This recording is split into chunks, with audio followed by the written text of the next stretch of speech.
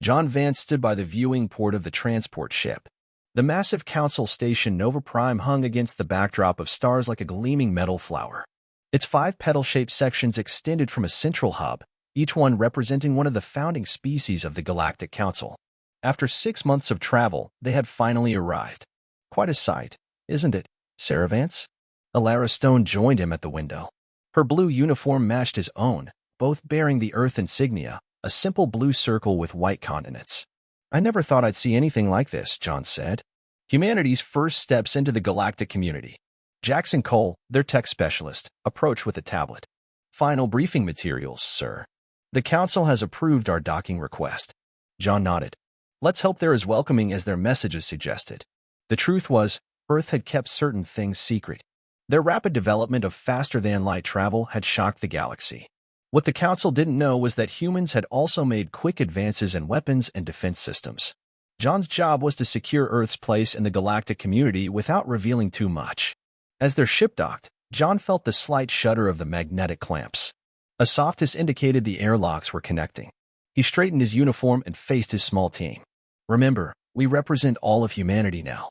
First impressions matter. The doors slid open to reveal a reception party of different alien species. At the front stood a tall, blue-skinned being with silver eyes. Welcome to Nova Prime Station. I am Ambassador Lyra of the Xylosian Empire. The alien's translator made its voice sound almost musical. The Council awaits your formal introduction. John stepped forward and bowed slightly. John Vance, representing Earth and all humanity. We come in peace and friendship. The halls of the station were enormous, with ceilings that rose at least 30 feet. Beings of all shapes and sizes moved through the corridors. Some floated, others crawled, many walked on varying numbers of legs. The Council has existed for 12,000 years, Lyra explained as they walked. We have brought peace and order to nearly 60% of the galaxy. Impressive, John said. Earth looks forward to contributing to that peace. Lyra's silver eyes studied him. Yes, contributing. That is what new species do. After a long walk, they reached a massive chamber. A semicircle of raised platforms held representatives from dozens of species. At the center, on the highest platform, sat a being that looked like a cross between a lizard and an insect. High Counselor Kryler, Lyra announced, leader of the Council for the past 3 centuries. Kryler's compound eyes fixed on John. Earth has developed quite rapidly, the alien said through its translator. Faster than most emerging species. This is unusual. John smiled. Humans are adaptable. We learn quickly. Indeed. Kryler's mandibles clicked. We have reviewed your application for membership. There are concerns. Alara stepped slightly closer to John. This wasn't the welcome they expected. What concerns? John asked. A holographic display appeared in the center of the room, showing Earth's solar system. Your military capabilities, said another council member, a red-skinned being with 4 arms. For a species so new to space travel, you maintain a large armed force. For defense only, John assured them. We come from a historically divided world. Old habits are hard to break. Kryler's eyes narrowed. Yes, we have studied your history. So much conflict. So much war. The meeting continued for hours as John explained Earth's position and desires. Some council members seemed friendly, others suspicious. By the end, John was exhausted. Back in their assigned quarters, Jackson collapsed into a chair. That went well, didn't it? Alara shook her head. They're afraid of us. Did you see how they reacted when you mentioned our mining operations in the asteroid belt? John looked out at the stars. We have 3 weeks of negotiations ahead. We'll convince them that humanity belongs here. He smiled at his team. After all, what's the worst that could happen? None of them noticed the small recording device hidden in the corner of their room, its light blinking steadily. 3 weeks passed quickly on Nova Prime. John Vance had attended dozens of meetings with various council representatives. Today marked what he hoped would be their final session before Earth received provisional membership status. You look tired, Alara said as they walked together toward the main council chamber. John smiled weakly. Just ready to wrap this up.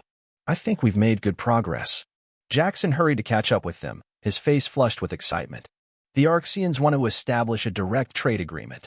Their ambassador just told me they're impressed with our manufacturing techniques. That's the 3rd species this week, Alara noted. Maybe we're finally winning them over. John nodded but remained cautious. High Counselor Kryler had been notably absent from their recent meetings. Something felt off. As they approached the council chamber, John noticed more security than usual. Tall, armored guards from the Krillian species lined the hallway, their 4 eyes tracking the humans' every move. "That's new," Jackson whispered. Inside the chamber, John immediately sensed the change in atmosphere. The usual buzz of conversation died as they entered. All council members were present, including Kryler, who sat rigidly at the center podium. "Representatives of Earth." Kryler's voice boomed, without using the typical polite greeting. "The council has reached a decision regarding your application." John stepped forward. "We're eager to hear it." "Before that," Kryler continued, "we must address certain discoveries." A holographic display activated in the center of the room. It showed images of Earth's military installations, weapons testing facilities, and what appeared to be classified defense systems. John's stomach dropped. Those were secured files, never shared with the council. Kryler's compound eyes fixed on John. "You came to us claiming peaceful intentions, while hiding your true military capabilities. Every species has a right to self-defense," John argued. Silence. Kryler slammed a clawed hand down. "The council has evidence that Earth planned to use membership as a way to access advanced technologies for weapons development." Alara stepped forward. "That's completely false. We've been transparent about." 2 Krillian guards suddenly moved to block the exits. John realized this wasn't a normal meeting. It was a trap. "By unanimous vote," Kryler announced, "the council finds Earth's representatives guilty of espionage and conspiracy against galactic peace." The chamber erupted in shouts and accusations from various species. John tried to speak, but his microphone had been cut off. "This is ridiculous," Jackson hissed.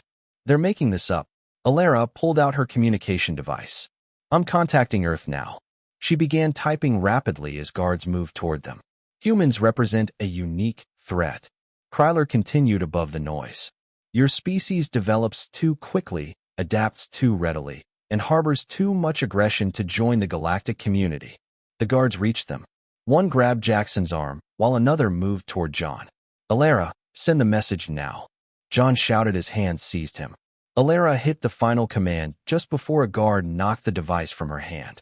The emergency beacon activated, sending a partial message across space toward Earth. "Nova Prime hostile. Vance team in danger, possible EXE." The device clattered to the floor, where a guard crushed it under a heavy boot. "Take them to holding cells," Kryler ordered. "Prepare for a public trial." As they were dragged away, John locked eyes with Kryler. "You're making a terrible mistake." The High Counselor's mandibles clicked in what might have been amusement. "No, human. The mistake was allowing your kind to reach the stars." In the confusion, no one noticed the small Arxian representative slip away from the chamber, a copy of Alara's partial message stored in its own communication device. Back on Earth, defense systems detected the incoming emergency signal. Alarms began to sound in military headquarters worldwide.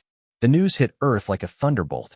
Emergency meetings convened in every major government within hours of receiving Alara's partial message. At United Earth Defense Headquarters, the Situation Room buzzed with grim activity.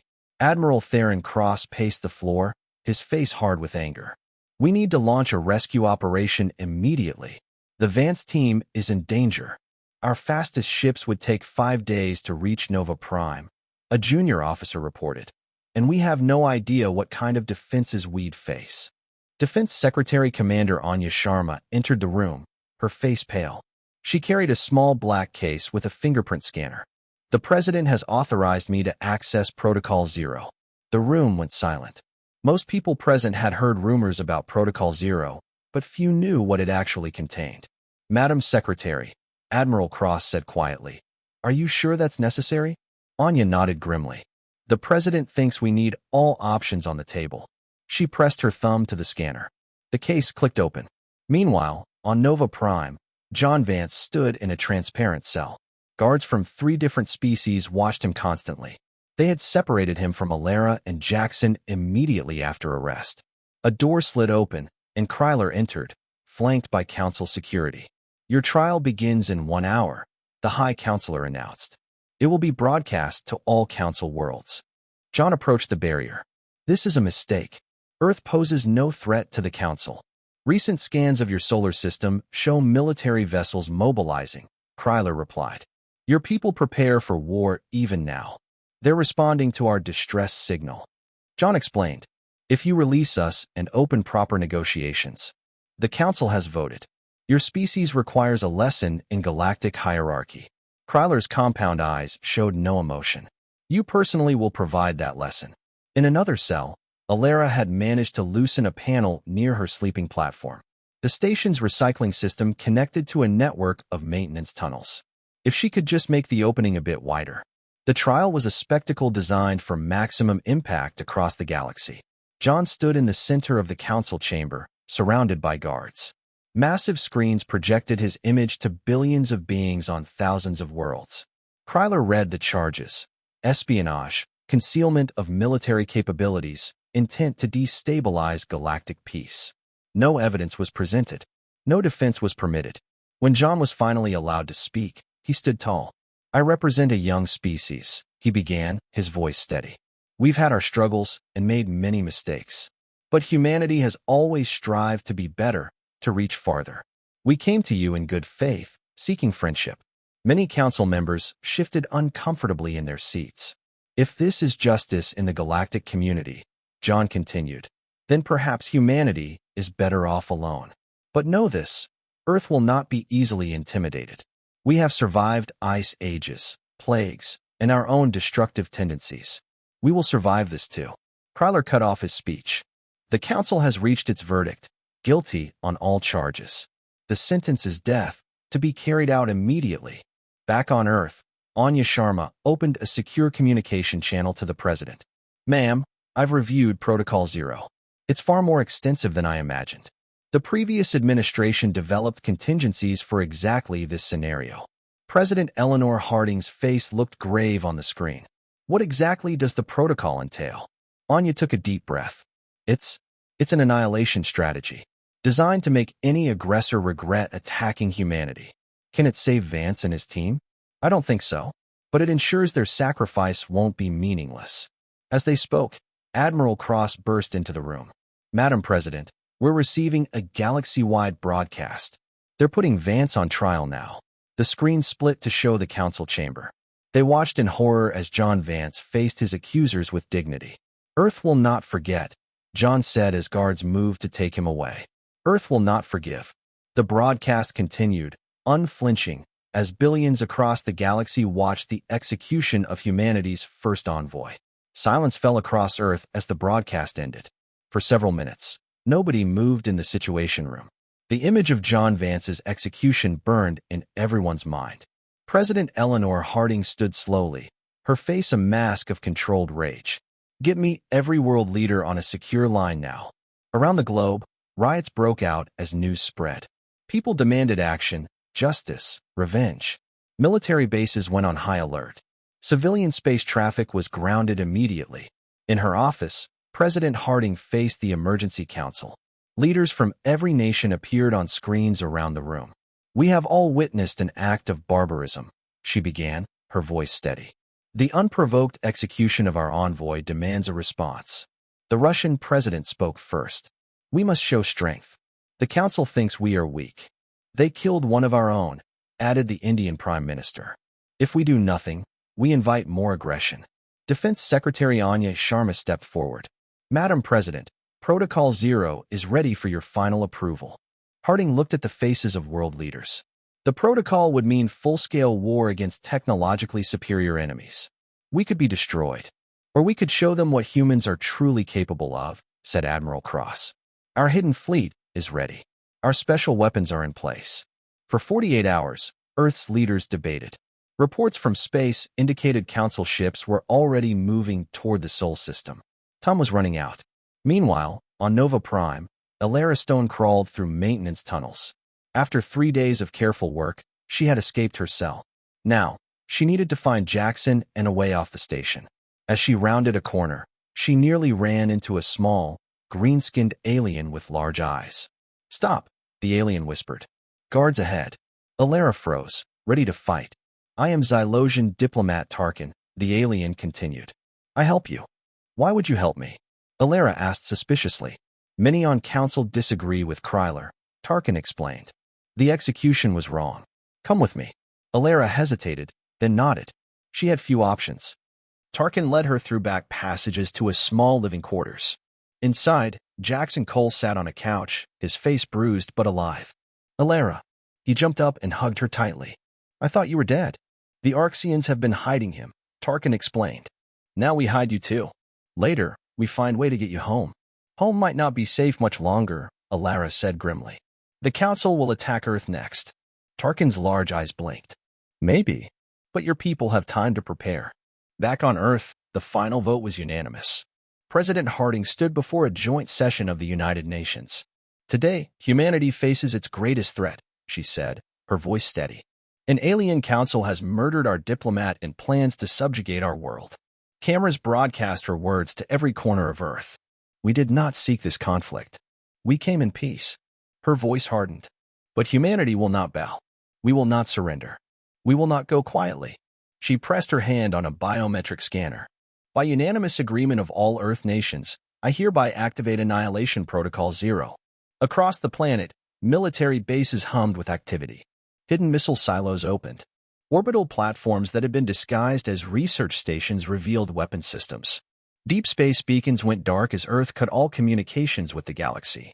In lunar bases and hidden asteroid facilities, ships that no alien species knew existed powered up. Special Forces units received sealed orders. Admiral Cross addressed his fleet commanders from a secure bunker. "The Council believes they know what humans are capable of," he said. "They're about to learn how wrong they are." As Earth prepared for war, Council ships approached the edge of the solar system. On the lead vessel, Kryler watched sensor readings with confidence. "The humans have gone silent," an officer reported. "Their primitive defenses activate." Kryler's mandibles clicked in amusement. As expected. Begin the invasion. The High Counselor had no idea that Earth's silence wasn't fear. It was the calm before a storm unlike anything the galaxy had ever seen. 3 days passed with no sign of human resistance. The Council fleet moved steadily toward Earth, scanning for defenses. Their sensors detected basic orbital stations and a small fleet of military vessels gathering near Mars. "Their technology is primitive," reported the Krillian commander to Kryler. "They have some nuclear weapons and energy shields, but nothing that can stop our fleet." Kryler watched the tactical display with satisfaction. The execution of their envoy has broken their spirit. "Prepare landing parties for Earth. We will establish direct control of their governments." Throughout Council space, the invasion was the main topic across all communication channels. Most species believed the conflict would end quickly. Humans were seen as an unfortunate but necessary example of what happened to species that didn't know their place. Then, everything changed. On 5 major Council worlds, at exactly the same moment, massive explosions tore through military installations, space docks, command centers, weapons factories. All erupted in balls of fire, visible from orbit. On the Xylosian homeworld, Supreme Commander Kalos stared in shock at reports flooding in. How? There were no ships. No warning. Nothing on sensors. Emergency signals poured in from across Council space. The pattern was always the same. Key military targets destroyed with no attacker detected. On his flagship, Kryler raged at his officers. "Find the human ships. They must have some kind of cloaking technology." "There are no ships, High Counselor," a science officer replied nervously. "Whatever weapon they used, it's unlike anything in our records."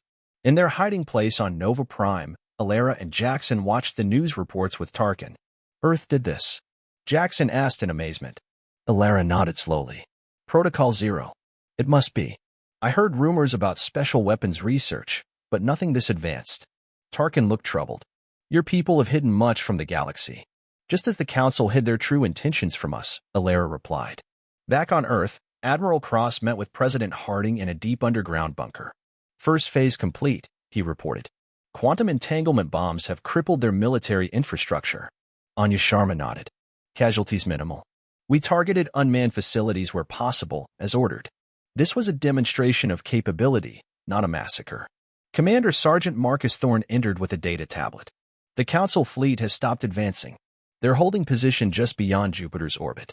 "They're confused," Admiral Cross said with grim satisfaction. "They can't understand how we hit them without ships." President Harding studied the tactical display. "Are we ready for Phase 2? "Yes, Madam President." Special forces are in position across Council space.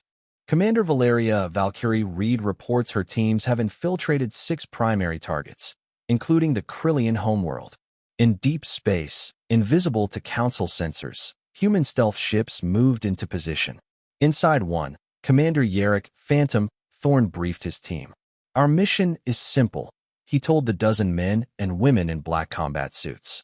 "Disable their planetary defense grid without casualties. This isn't revenge. It's strategy." A soldier spoke up. "Sir, they killed Vance. Shouldn't we hit them harder?"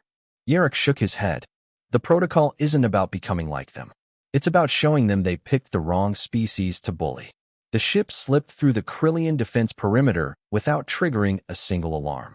Technology that Earth had kept hidden for years made them completely invisible to alien sensors. Meanwhile, Major Kira Shadow Vega led a different mission.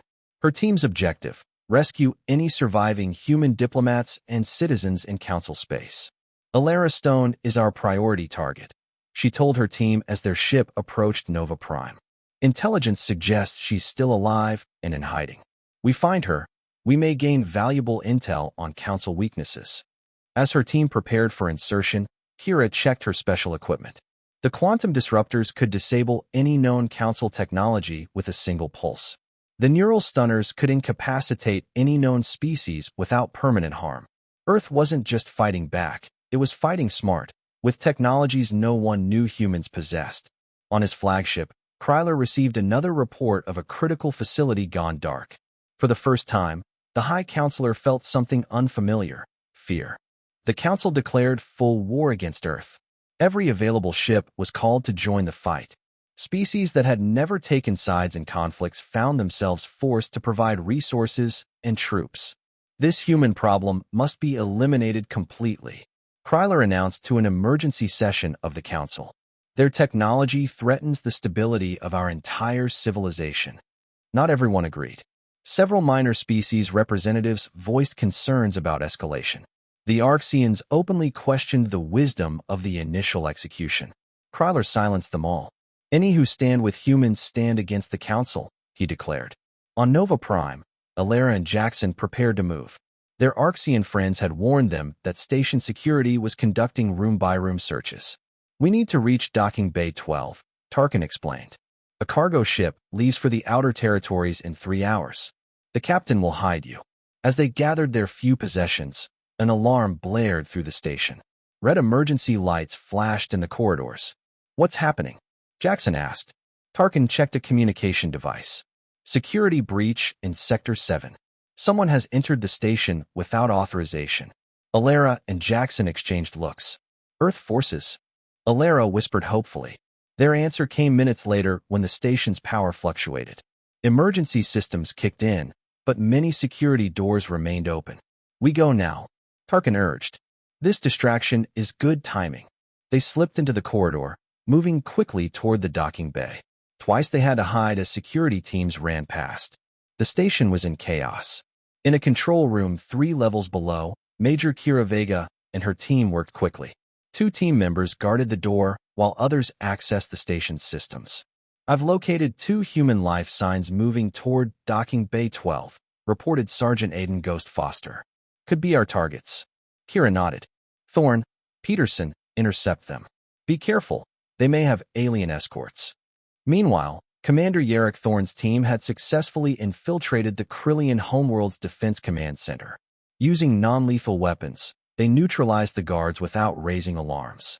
60 seconds until full access, reported his tech specialist as she worked on the alien computer systems. Yarrick watched the door. "Remember, we're not here to cause permanent damage. Just take their defense grid offline for 12 hours. "Sir, with respect, they killed Vance," one of his soldiers said quietly. "They're planning to attack Earth." Yarrick turned to face his team. "And we're showing them what happens when you attack humans. But we do it our way, smart, precise, and without becoming monsters ourselves." The tech specialist looked up from her work. "I'm in. Defense grid controls accessed. Begin shutdown sequence." Back on the Council flagship, Kryler received increasingly disturbing reports. Defense systems on multiple worlds were failing. Communication networks experienced unexplained outages. Supply ships disappeared. "How are they doing this?" he demanded of his advisors. "Their technology was supposed to be generations behind ours." They concealed their true capabilities, an analyst suggested. The diplomatic mission may have been a ruse to assess our strengths and weaknesses. Kryler slammed his clawed hand on the table. Find their ships. They must have a fleet somewhere. High Counselor, a communications officer interrupted. We're receiving a transmission from Earth. Kryler froze. After days of silence, the humans were finally speaking. Put it on the main screen. The image of President Eleanor Harding appeared. She sat at a simple desk with Earth's flag behind her. Her expression was calm but determined. People of the Galactic Council, she began. 3 days ago, your leadership executed our envoy, John Vance, without just cause. You believed this would intimidate us into submission. You were wrong. Kryler hissed but continued watching. You have seen only a fraction of humanity's capabilities, President Harding continued. We have shown restraint by targeting military installations while minimizing casualties. This restraint should not be mistaken for weakness. She leaned forward slightly. The Council has 24 hours to respond to our terms.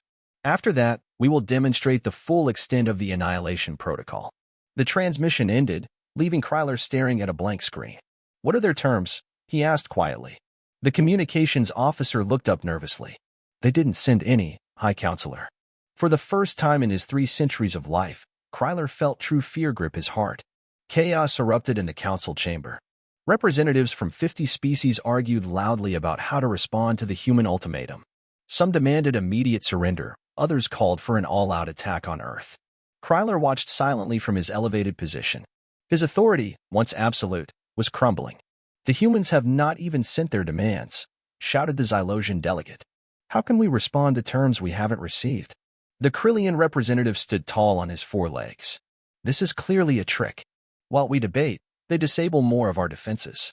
An aide approached Kryler and whispered urgently in his ear. The High Counselor's compound eyes widened. Silence. Kryler's voice boomed across the chamber. We have just received the human terms. The room grew quiet as Kryler activated the central display. President Harding's image appeared again, this time in a recorded message. Our terms are simple, she stated firmly. First, the immediate dissolution of the current council leadership. Second, those responsible for John Vance's execution must face justice under interspecies law. Third, acknowledgement of Earth as a full and equal member of a reformed galactic community. Murmurs spread through the chamber. Finally, President Harding continued, we demand recognition of our sovereign right to defend ourselves without interference. The recording ended. Before anyone could speak, another transmission cut through all channels. This one showed a small, uninhabited moon orbiting a council colony world. To demonstrate our resolve, came a voice without visuals, observe. A brief flash of light appeared near the moon. Nothing seemed to happen for several seconds. Then, silently, the moon began to crack. Fissures spread across its surface before it shattered completely into billions of fragments. The council chamber fell into stunned silence. We have placed similar devices near the homeworlds of all council founding species, the voice continued. You have 12 hours to comply with her terms. On Nova Prime, Alara and Jackson rounded a corner and came face to face with 2 humans in black combat suits. Alara Stone? One asked, lowering her weapon. Major Kira Vega. Earth Special Forces. We're here to extract you. Alara nearly collapsed with relief. Jackson Cole is with me, she said, indicating her colleague, and this is Tarkin, an Arxian who helped us hide. Major Vega nodded to the alien. Thank you for your assistance. We've secured a shuttle in Bay 9. We need to move quickly. As they hurried through the corridors, Alara had to know. What's happening? The station is in chaos. Earth is fighting back, Vega explained. Protocol Zero has been activated. What exactly is this protocol?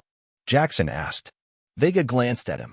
The complete details are classified, but in simple terms, it's every contingency plan, every hidden weapon, every advanced technology we kept secret from the galaxy, all deployed at once. Back on Earth, Admiral Cross reported to President Harding in the war room. The demonstration was successful, he said. Our quantum fracture device worked exactly as designed. Anya Sharma nodded. The moon was uninhabited as requested. No casualties, but the message should be clear. President Harding looked at the tactical display showing Council space. Small lights indicated human special forces teams operating throughout enemy territory. Any word from Major Vega's extraction team? They've secured Stone and Cole, plus an Arxian defector. They're en route to Rendezvous Point Delta. The President nodded. And the Council's response to our terms? Nothing official yet, Anya replied, but we're seeing increasing divisions among their leadership.